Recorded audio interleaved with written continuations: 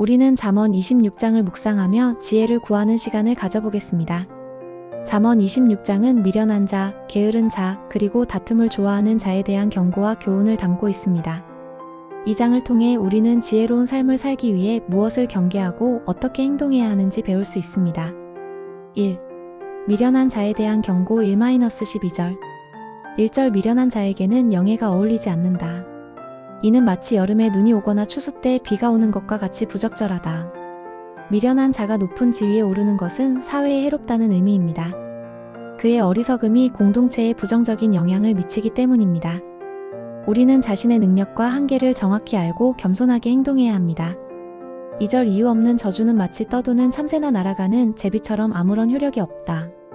부당한 비난이나 저주는 결국 자신에게 돌아온다는 것을 기억해야 합니다. 다른 사람을 함부로 판단하거나 비난하지 않고 긍정적이고 건설적인 언어를 사용해야 합니다.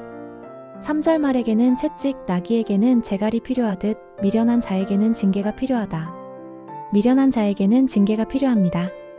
하지만 우리는 사랑과 인내로 그들을 교정해야 합니다. 무조건적인 비난이나 처벌보다는 건설적인 피드백과 교육이 중요합니다. 4-5절 미련한 자의 어리석음에 대해 대꾸하지 않거나 상황에 따라 적절히 대처해야 한다. 미련한 자의 어리석음에 대해 무조건 침묵하는 것이 항상 옳은 것은 아닙니다. 때로는 그의 어리석음에 맞추어 대답하는 것이 필요할 때도 있습니다. 지혜로운 사람은 상황을 판단하고 적절하게 대처합니다. 6절 미련한 자에게 중요한 기별을 전하는 일을 맡기는 것은 마치 자신의 발을 베거나 해를 입는 것과 같다. 신뢰할 수 없는 사람에게 중요한 일을 맡기면 손해를 볼 수 있습니다. 우리는 사람을 신중하게 평가하고 그들의 능력과 성품을 고려하여 일을 맡겨야 합니다. 7절 미련한 자의 입에서 나오는 잠언은 저는 사람의 다리처럼 쓸모가 없다. 지혜가 없는 자의 말은 가치가 없습니다. 우리는 지혜로운 사람의 말을 경청하고 자신의 말에 책임을 져야 합니다. 8절 미련한 자에게 영예를 주는 것은 돌을 물매에 매는 것과 같다. 이는 위험한 도구를 부적절하게 사용하는 것과 같습니다.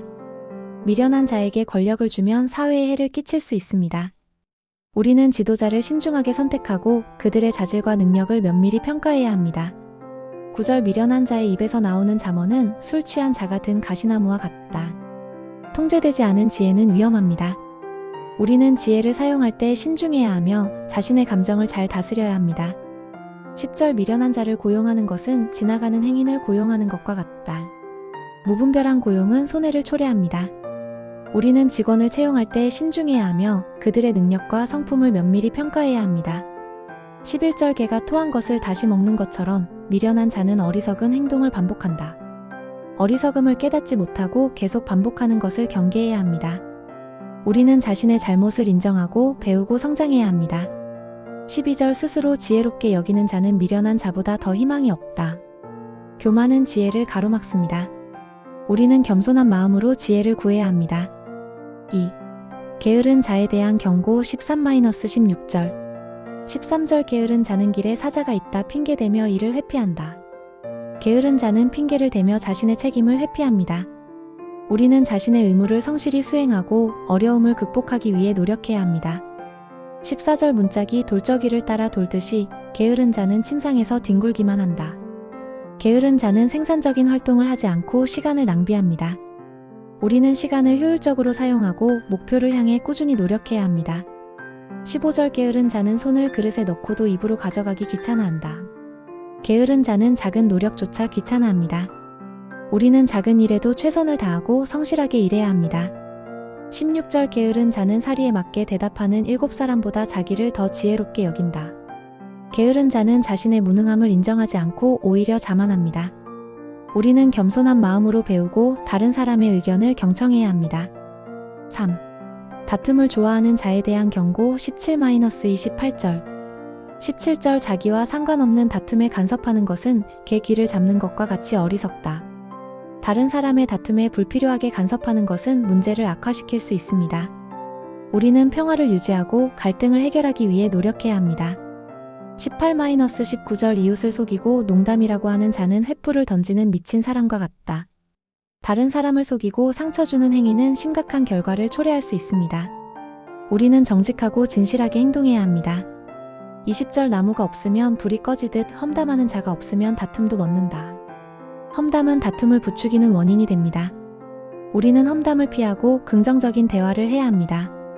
21절 숯불에 숯을 더하듯 다툼을 좋아하는 자는 싸움을 부추긴다. 다툼을 좋아하는 사람은 갈등을 조장합니다. 우리는 평화를 사랑하고 갈등을 해결하기 위해 노력해야 합니다. 22절 남의 말을 삼키는 것을 경계해야 합니다. 다른 사람의 말을 함부로 믿거나 퍼뜨리지 않도록 주의해야 합니다. 정보의 진위를 확인하고 신중하게 판단해야 합니다. 23절 아첨하는 입술과 악한 마음은 겉과 속이 다른 위선적인 태도를 의미합니다. 우리는 진실한 마음으로 다른 사람을 대해야 합니다. 24-26절 마음속의 감정을 숨기는 위선은 불신과 갈등을 초래합니다. 우리는 솔직하고 투명하게 소통해야 합니다. 27절 남을 해하려다 자신이 빠지게 되는 상황을 경계해야 합니다.